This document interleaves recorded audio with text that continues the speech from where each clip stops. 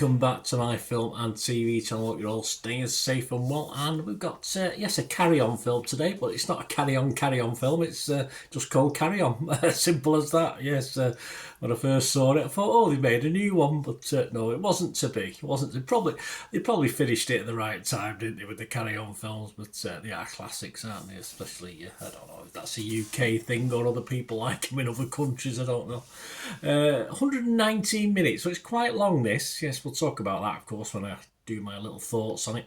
A PG-13 action thriller directed by Jean-Colette Serra and written by T.J. Fixman. And the film stars Taron Egerton, Sophia Carson, Danielle Deadwyler and Jason Bateman. Yes, interesting. Jason Bateman's the bad guy. We'll talk about him as well.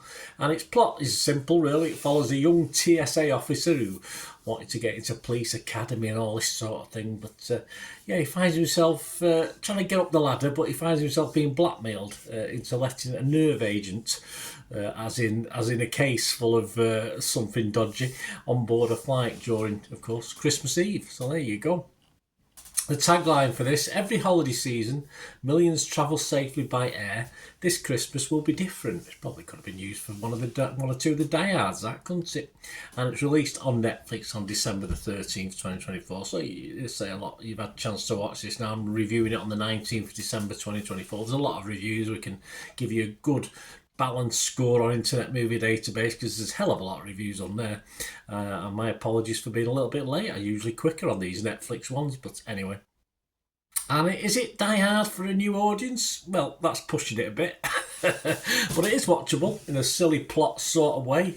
Like vans parked up with big holes in them where someone can shoot someone outside at a major airport. Yeah, all these things. It obviously helps the story along, doesn't it? But it's a bit... having said that, having seen what happened with Trump's... the shooter at Trump's thing and what happened there. I mean, who knows in the US? I don't know. I hope to God in the UK it's a little bit better, but hey, you don't know, do we?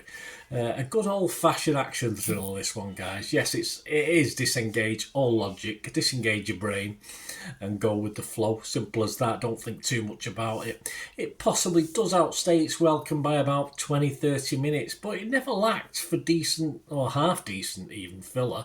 I never got really bored with it. I say a bit silly at times, but, it moved the plot along. And, a lot of running, a bit of Doctor Who-ish where they keep running. There's a lot of running in it.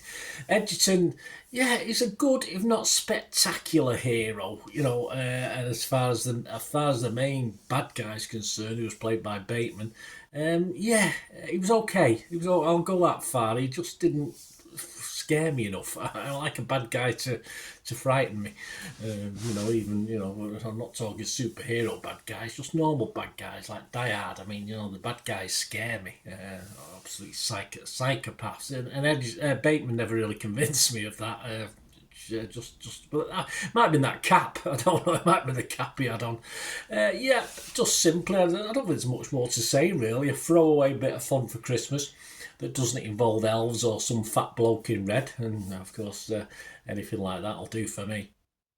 My scores are going to be fresh. I was fresh on Rotten Tomatoes, positive on Metacritic, and I was just going to give it a 6 out of 10, but I'm going to give it a 6.5 out of 10 because I did enjoy it. It's throwaway stuff. 2 hours, as I said, in theory a bit long, but it sort of worked. It was fine.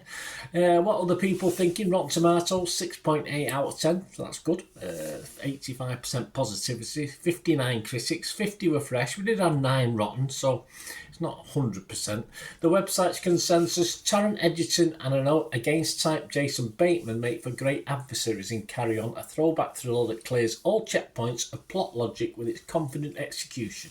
Yeah, all right, more or less what I said. Metacritic uses an average 25 of there, guys, 68 out of 100, so again, pretty good.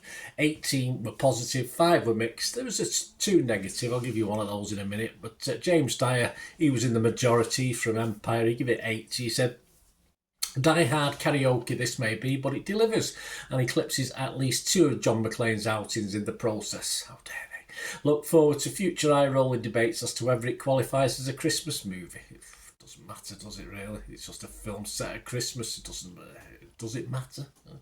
Emily Zemiet from the Observer, though, she was negative on this. She only gave it 38. She said, it's the sort of movie you watch with your family, drunk on a few glasses of mulled wine. Nothing wrong with that. And maybe a few people fall asleep for part of it. Again, nothing wrong with that. It's 2 hours. You're bound to doze off. That won't matter, even if the cast, particularly Taron Egerton and Jason Bateman, try their best to infuse the film with a sense of momentum that barely lifts off. I think she's been a bit unkind, Emily. I think she's been on the mulled wine herself already. Rotten Tomato users, not as emphatic. Only 58% positivity, but still coming out with a 3.2 out of 5, which is 6.4, so that's fine.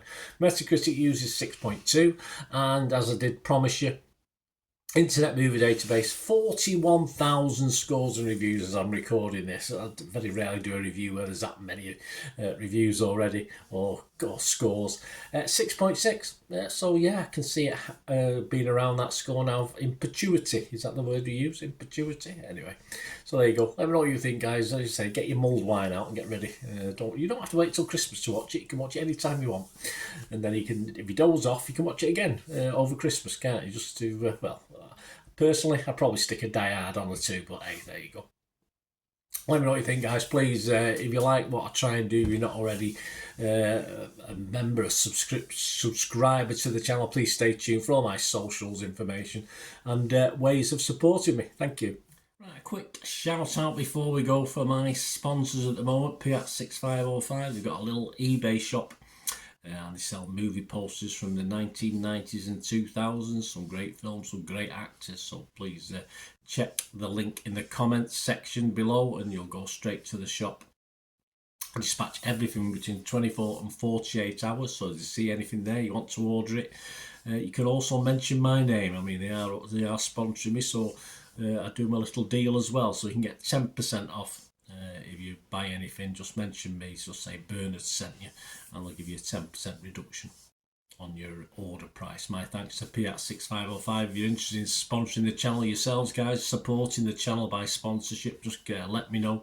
My socials are on screen there, so just contact me about that and we can have a chat.